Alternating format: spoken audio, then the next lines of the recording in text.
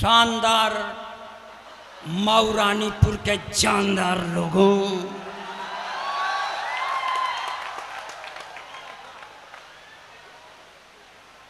ये इस रुमाल से माइक पोंछने का कारण है, इसमें लेडीज वायरस घुस गया था।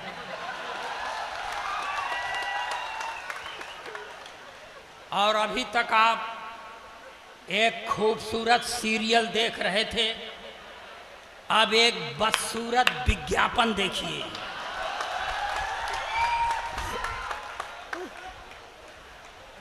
यार विनोद पाल, तुमने शुरू किया यार, गड़बड़ मामले चालू कर दिया। आप दिल्ली की स्टोरी बता रहे थे और कह रहे थे कि एक लड़की ने एक लड़की से पूछा, दिल्ली में लड़का नहीं मिला रहा का? एक लड़की ने एक लड़के से पूछा, कहते तब इन लोगों को मजा भी आता। वही लड़की ने लड़की से पूछा। मजा लीजिएगा। देखिए, प्रथम पंक्ति द्वितीय पंक्ति हम नहीं जानते। अगर वीआईपी बैठे हैं तो उनको एक बार प्रणाम, और वीवीआईपी बैठे हैं तो उनको 2 बार प्रणाम। और कसम भगवान की, हमारी तरह अगर साधारण लोग बैठे हैं तो उनको 7 बार प्रणाम।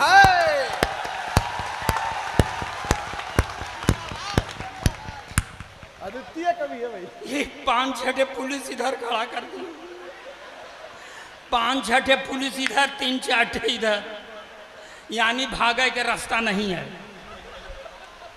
कुछ सुनाना ही पड़ेगा। फिर पानी बरसने लगा। ऐसा होता है, जब कोई मनहूस खड़ा होगा तो भगवान को भी अच्छा नहीं लगेगा। थोड़ा सा आप मन लगाइए।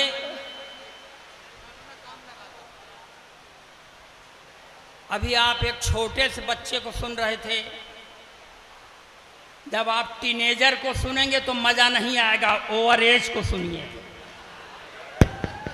मैं जीर्ण शीर्ण देह यष्टिधारी गोलोकवासी ब्राह्मण अखिलेश द्विवेदी पुत्र अज्ञात, जब नहीं मालूम है तो नहीं मालूम। मैं हाई स्कूल में पढ़ रहा था महाराज जी, तो मेरे अध्यापक ने मुझसे पूछा, खड़े हो जाओ। मैं खड़ा हो गया। अध्यापक ने पूछा, तुम्हारा नाम? मैंने कहा अखिलेश द्विवेदी। उसने पूछा, तुम्हारे बाप का नाम? मैंने कहा नहीं मालूम। तो अध्यापक ने कहा कि जब तुमको अपने बाप का नाम नहीं मालूम तो तुम जिंदगी में कुछ नहीं कर सकते, जाओ मंचों पर कविता करो। तो आपसे कह रहा हूं, कबीर की तरह जिसको अपने बाप का नाम नहीं मालूम, वो असली कवि।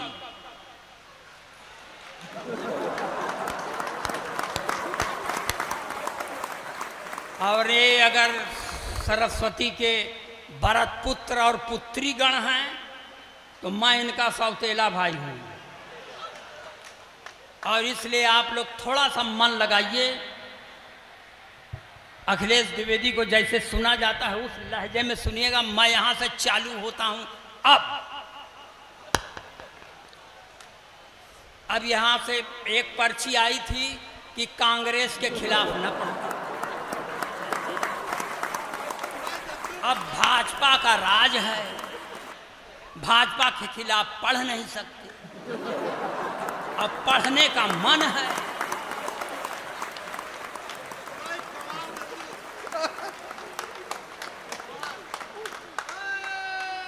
तो अब ये बात तो अपने मन से हटा दीजिए कि हम भाजपा और सपा और बसपा के हैं। हम किसी के नहीं हैं, यानी हम बिन पेंदी के लोटा हैं। हमारे चरित्र का कोई ठिकाना नहीं है। देखिए, मैं ओरिजिनल पोएट हूं, जो देखता हूं वो लिखता हूं। मैं कोई वीर रस का कवि नहीं हूं कि आजादी को पटेल और सुभाष चाहिए। कहां से लाओगे? हम मान लो आ गए सुभाष चंद्र बोस, तो कहेंगे तुम मुझे खून दो, हम तो नहीं देंगे। काहे दें? जो पाव डेढ़ पाव बचा है महाराज जी वही चूस के बैठ जाएं तो घर वाले क्या करेंगे? इसलिए नहीं देंगे। और वीर रस के कवियों की कोई सार्थकता नहीं है। आके पढ़ देंगे पाकिस्तान का सीना फाड़ देंगे, रावलपिंडी में झंडा गाड़ देंगे। काहे गाड़ दोगे भाई साहब? यहाँ जगह कम है क्या? जो काम अब देखिए, यहाँ भी सही बात बोल रहा हूँ। हम माला के लिए नहीं आए हैं, सिर्फ माल के लिए आए हैं।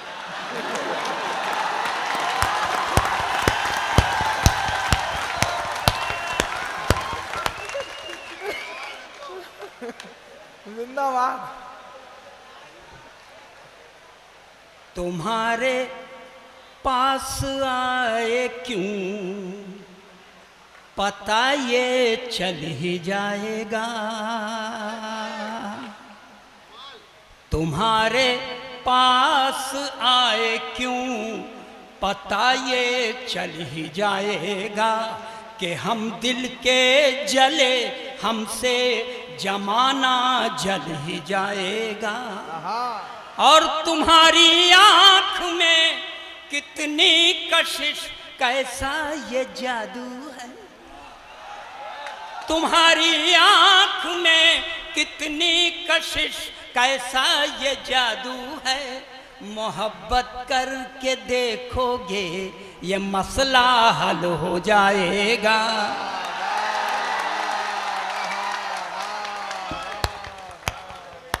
मैं इस तरह की पंक्तियां नहीं पढ़ता, पढ़ सिर्फ इसलिए दिया कि आपके समझ में आ जाए कि भले आदमी के यहाँ पैदा हुआ हूं। ताली बजाइए, अपना काम लगाता हूं। अब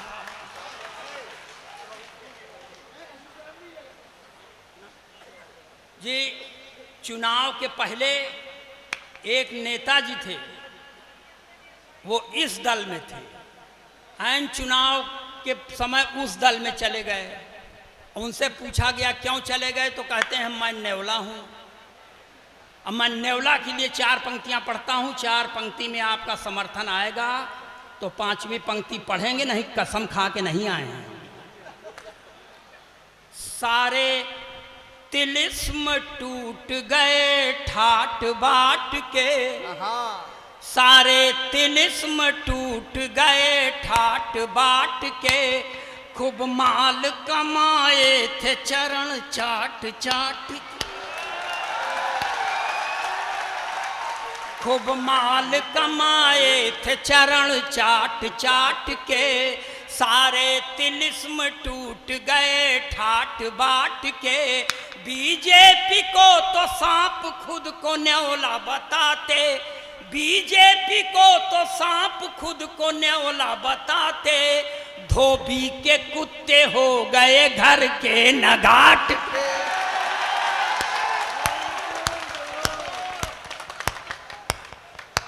और अभी 5-6 महीना पहले उन्होंने एक पार्टी बना ली तो भाषण दिए जाके फैजाबाद में कि इस अयोध्या का संबंध राम से नहीं था, रघुवंशियों से नहीं था, इसको बौद्धों के द्वारा बसाया गया है। तो बहुत झल्लाहट है, बहुत गुस्सा है दिल में।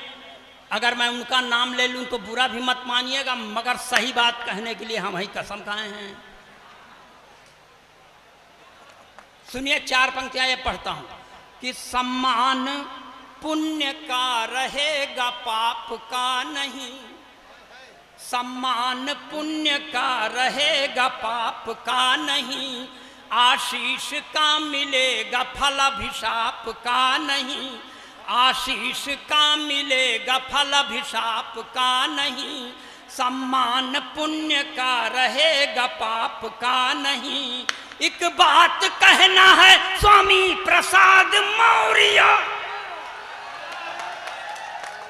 एक बात कहना है स्वामी प्रसाद मौर्य, जो राम का नहीं वो अपने बाप का।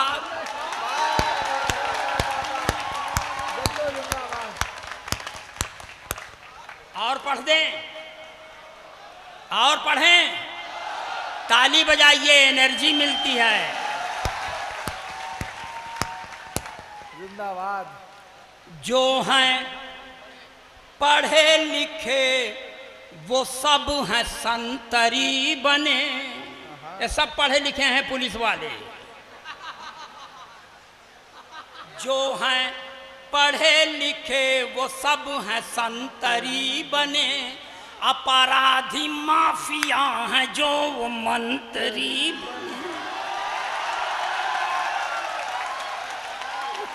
अपराधी माफिया हैं जो वो मंत्री बने।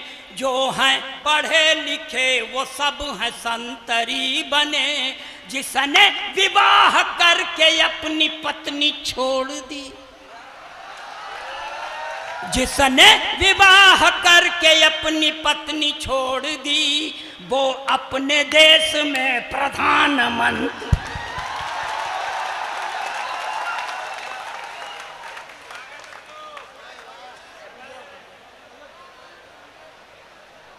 और पढ़ें। देखिए, हम पहले कहे थे कि हमार कोई चरित्र ना, जबकि हम भगवान की कसम इस सरस्वती के मंच से शपथ खाते हैं कि मैं संस्कार से भाजपाई हूं और भाजपा के अलावा किसी को वोट दे नहीं सकता। लेकिन यहां पर सही बात कहे हैं। उत्तर प्रदेश में एक भूत सरकार थी सर, भूत नहीं, भूतपूर्व सरकार। उसमें एक चच्चा थे। एक दिन खिसियाए के मुख्यमंत्री से कह दिए, अब तुम राजनीति में बच्चा हो। इतना सुनता है बच्चवा अकड़ के खड़ा हो गया सर। चच्चा को हारी मानना पड़ा। 4 पंक्तियां ये भी सुनिए, एकदम देशभक्ति के चाशनी में डुबो के पढ़ रहा हूं उसको। कि जो था खराब सबसे वो अच्छा निकल गया। जो था खराब सबसे वो अच्छा निकल गया। झूठों के घर में देखिए सच्चा निकल गया। झूठों के घर में देखिए सच्चा निकल गया। जो था खराब सबसे वो अच्छा निकल गया। चच्चा ने राजनीति में बच्चा जिसे समझा, चच्चा ने राजनीति में बच्चा जिसे समझा, बच्चा वही चच्चा का भी चच्चा निकल गया।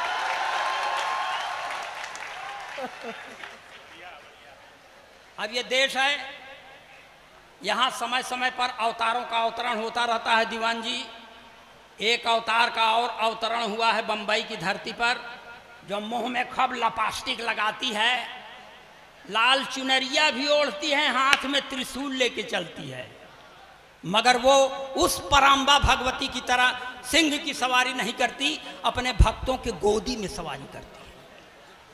जब ऐसी भगवती का आगमन होता है तो एक बाबा जी के ऊपर बड़ा सकारात्मक प्रभाव पड़ता है। मैं यहाँ उपस्थित बाबा जी के बारे में नहीं कह रहा हूँ। लाल चुनरिया सर पर ओढ़े, ओठों पर भी लाली है। लाल चुनरिया सर पर ओढ़े, ओठों पर भी लाली है। हाथ लिए त्रिशूल स्वयं को कहती शेरा वाली हैं। तब जेल से बाहर जाने की जिद छोड़ दिया है बापू ने। जेल से बाहर जाने की जिद छोड़ दिया है बापू ने। जब से सुना है राधे माँ भी जेल में आने वाली है।